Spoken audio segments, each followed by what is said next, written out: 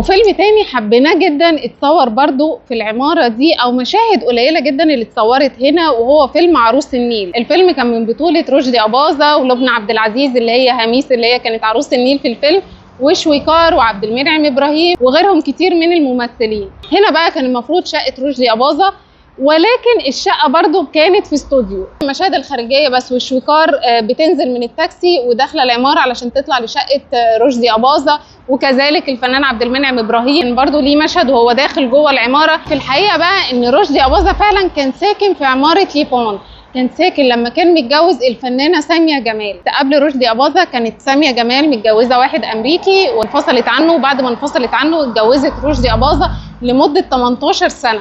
كانوا عايشين في العمارة دي، كانت شقتهم في الدور الثاني، كانت هي من أوائل الناس اللي سكنت في عمارة ليبون.